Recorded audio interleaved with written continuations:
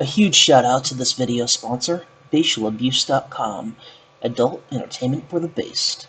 That is facialabuse.com. Hello, welcome back. If you've been paying attention to the news at all, you know about the Twitter hack last night. Now, I'm not going to say that it was a hack. It's not a hack in the way that you think with a code exploit, but we'll get there. What I have here today is a Vice story. Hackers convinced Twitter employee to help them hijack accounts. After a wave of account takeovers, screenshots of an internal Twitter user administration tool are being shared in the hacker underground. This story is hands down one of the biggest stories of the entire year. When it comes to tech, when it comes to censorship, all of that other stuff absolutely pales in comparison. I'm not being hyperbolic. This has absolutely stunning implications. So let's read about it. A Twitter insider was responsible for a wave of high-profile account takeovers on Wednesday, according to leaked screenshots obtained by Motherboard and two sources who took over accounts. On Wednesday, a spike of high-profile accounts, including those of Joe Biden, Elon Musk, Bill Gates, Barack Obama, Uber, and Apple, tweeted cryptocurrency scams in an apparent hack. As you can see here, and again, this is an archive. I will make sure to include it in the links. Joe Biden says, "I'm giving back to the community. All Bitcoin sent to the address below will be sent back doubled. If you spend $1,000, I will send back 2,000. Only doing this for 30 minutes. This represents a massive security breach. But how did that happen? What could have possibly led to this? The accounts were taken over using an internal tool at Twitter, according to the sources, as well as screenshots of the tool obtained by Motherboard. One of the screenshots shows the panel and accounts of Binance. Binance is one of the accounts that hackers took over today. According to screenshots seen by Motherboard, at least some of the accounts appear to have been compromised by changing the email address associated with the tool. And as you can see here, this is some of the panel associated with that tool. I want to bring your attention to Trends Blacklist and Search Blacklist. What that represents, allegedly, is their ability to force you out of the public eye.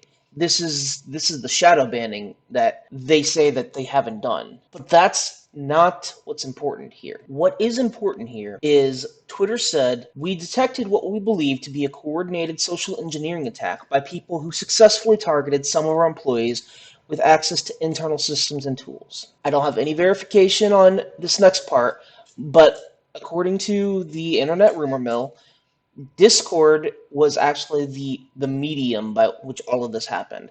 That's not anything bad on Discord, it's just the mode of transmission. Apparently, one of the Twitter admins with access to that panel met the person that carried out the attacks today on Discord and spent $2,000 as a bribe to gain access to these accounts. Now, we don't know if this was through the remote networking features that I'm sure Twitter has implemented since everybody's home from COVID. What is concerning to me isn't so much, it's not that there was an attack. Of course, that is the issue that sparked all of this interest.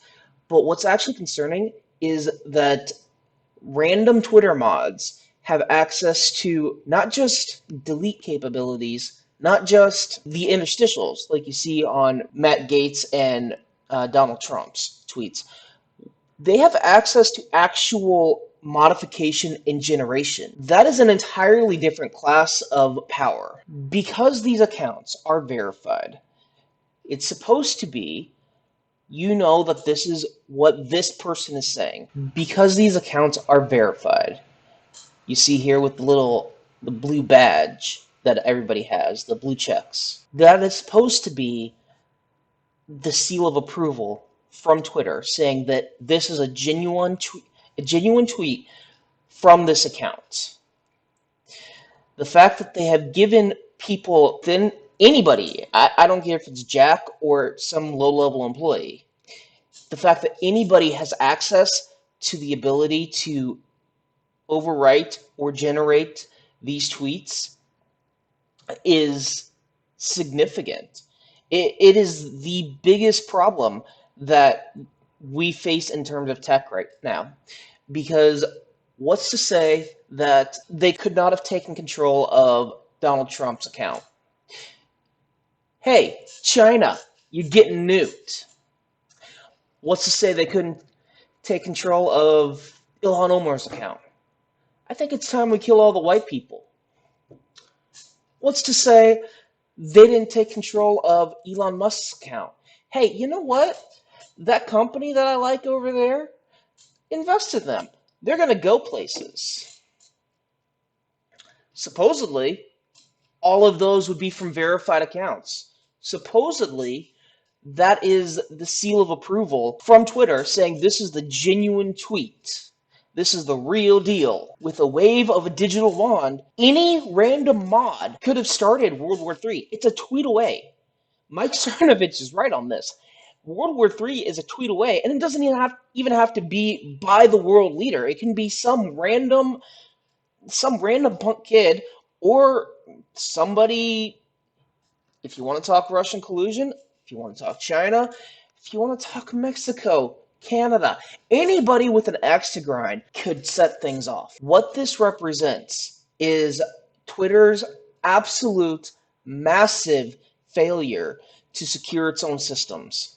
Yes, they have the keys to the database. That shouldn't be accessible in any user-friendly format. The fact that they distributed this themselves means that Twitter has had the ability the entire time to modify tweets on a routine basis, and they have chosen not to, which means they've been acting as a publisher the entire time. It is time to revoke Twitter's 230 protections.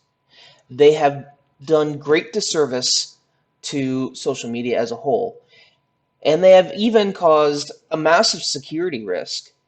I bet you Secret Service is going to be paying them a visit today, if they haven't already. This isn't a partisan issue. It shouldn't be considered one.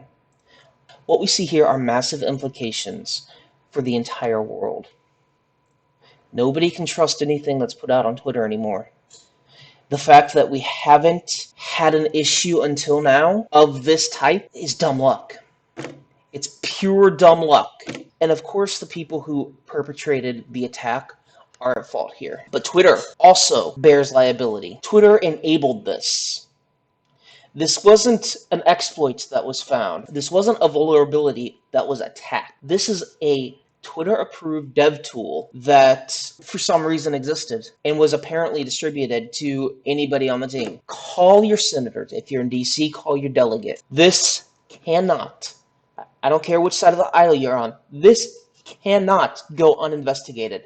You absolutely must demand an investigation into this. That is the only way to prevent actual legitimate catastrophe.